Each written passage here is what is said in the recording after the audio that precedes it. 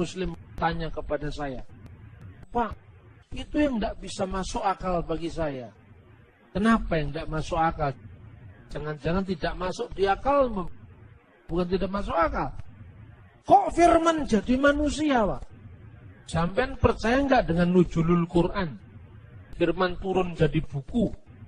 Nuzulul Quran itu kan firman turun jadi buku.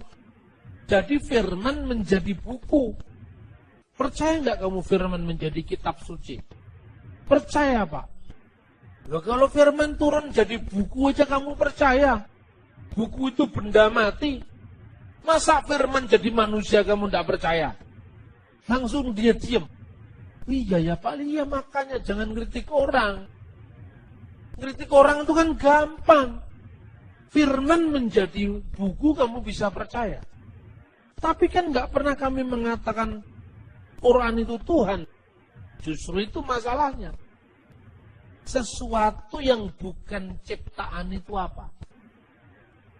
Sesuatu yang bukan ciptaan itu kan pasti pencipta.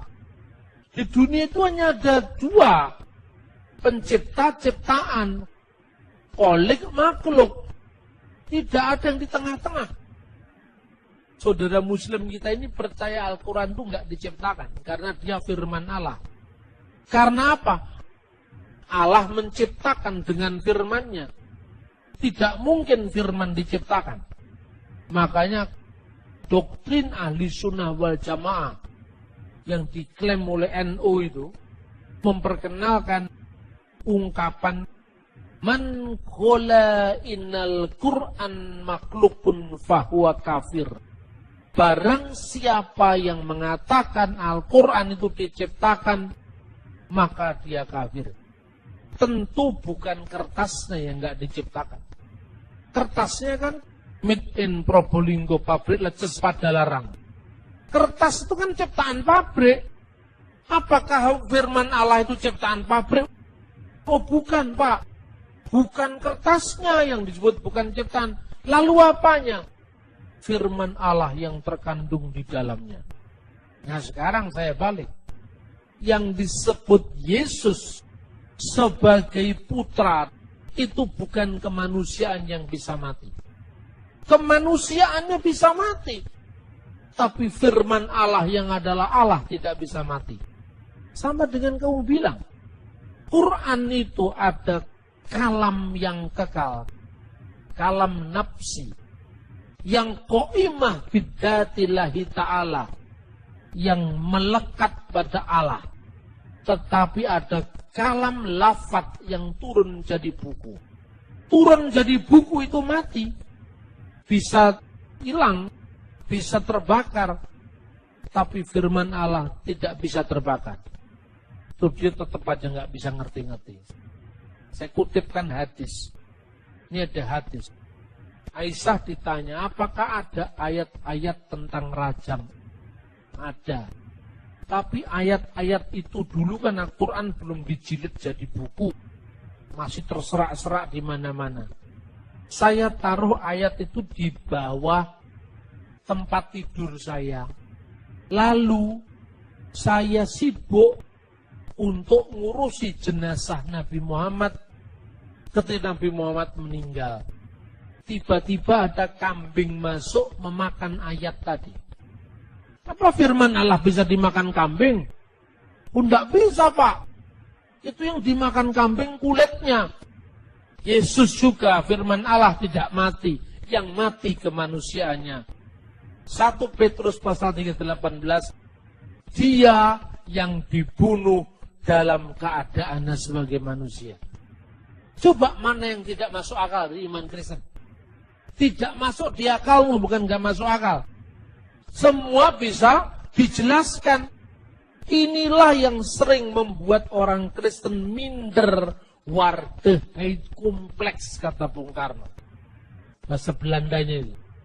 Orang itu minder begitu ditanya tentang Tritunggal. Dia menghindar. Jangan dipikir dengan akal. Pada akalnya yang belum memikir. Ketika ditanya tentang ketuhanan Yesus, dia menghindar. Ini waktunya kita menjelaskan karena iman timbul dari berita. dan berita atas sabda Tuhan. Maka beritanya diperjelas. Kenapa selama ini tidak jelas? Karena gereja membangun mental sektarian. Katolik lawan Protestan. Pentakosta lawan Protestan. Karismatik lawan Pentakosta. Ini yang membuat kita tidak pernah berpikir bagaimana menciptakan teologi yang kontekstual. Bagi saya, soal Protestan, Katolik, Pentakosta itu sudah masa lalu. Sekarang kita harus menatap masa depan bersama. Memaafkan sejarah. Menatap masa depan bersama. Justru ketika saya dialog dengan Islam, enak. Kami kan tidak pernah mengatakan lakukan untuk Tuhan, Pak. Betul. Karena Tuhan itu kan jabatan. Pilar. Buku nggak mungkin disebut Tuan. Yang disebut Tuan itu adalah Tuan Takur, Tuan Sulaiman, kan itu kan? Tuan di atas segala Tuan itulah Lord of Lord. Itu Tuhan. Segala kuasa di surga dan di bumi telah diberikan kepadaku. Kata Yesus. Hendaklah seluruh orang Israel mengetahui bahwa Yesus yang telah kamu salibkan itu menjadi Tuhan dan Kristus. Allah telah menjadikan Yesus yang kamu salibkan itu sebagai Tuhan dan Kristus. Jadi di dalam Kristus ada kodrat ganda. Firman Allah yang sepenuhnya Allah dan anak Maria yang sepenuhnya manusia. Dalam kemanusiaannya Yesus mati. Kristus sebagai manusia bisa mati. Tetapi firman Allah tidak bisa mati. Firman Allah itu kekal. Karena Allah itu menciptakan segala sesuatu dengan firman-Nya. Justru yang problematik saya tanyakan kepada saudara muslim. Firman Allah itu Allah apa bukan? Bukan, Pak. Ciptaan apa bukan? Bukan ciptaan tapi bukan Allah. Lalu apa? Ketika firman Allah itu kekal, Allah juga kekal, dan firman itu bukan Allah, berarti ada dua yang kekal. Dua apa satu ini? Dua. Satunya firman yang kekal, satunya Allah yang kekal. Berarti Tuhanmu bukan satu, dua. Tapi kalau firman itu adalah Allah, firman itu kekal, dan firman itu sendiri adalah Allah. Berapa Tuhan? Satu. Kekristenan lebih tauhid kalau begitu. Nah, mulai pusing. Saya belokkan yang lain dulu supaya dia tidak marah. Saya cuma mengatakan, makanya jangan suka mengkritik. Pahami dulu apa yang Anda kritik. Orang Kristen tidak seprimitif apa yang kamu pikir. Bahwa Tuhan itu beranak, Nabi dipertuan. Tidak seperti itu. Umat Kristen memiliki dasar yang kokoh. Yaitu kitab suci, Alkitab, yang teksnya bisa dilihat sampai hari ini. Keakuratannya bisa dipertanggungjawabkan. Dan bahkan Taurat yang kita pakai, Jadian, Keluaran, Imamat, Ulangan, Bilangan, Sefer Bereshit, Sefer Elishemot, Vayikra, Devarim, itu kitab Bemidbar, Vayikra, Devarim. Nama-namanya kitab suci, kitab Musa yang pertama. Itu satu kitab dipakai oleh tiga agama yang berbeda-beda. Pertama, orang Yahudi. Orang Yahudi itu jelas nggak percaya Tuhan Yesus. Tapi kok kenapa perjanjian lamanya sama dengan kita? Ayo sekarang. Anda pergi ke Israel, beli Alkitab perjanjian lama namanya Tanakh. Tidak perlu Anda tanya, saya yang mau edisi Kristen, bukan edisi Yahudi. Wong edisi dengan Yahudi sama saja kok. Bahasa Ibraninya kan sama. Terjemahannya mungkin Yahudi beda. Misalnya dia menerjemahkan Wiruah Elohim merakefet alfini hamayim. Dia menerjemahkan dan angin dari Allah melayang-layang di atas permukaan air. Karena kata ruah juga bisa berarti angin. Tetapi ketika ruah diartikan angin dari Allah, orang Yahudi hanya menghindari supaya tidak ada doktrin Roh Kudus. Padahal kata dari nggak ada di situ.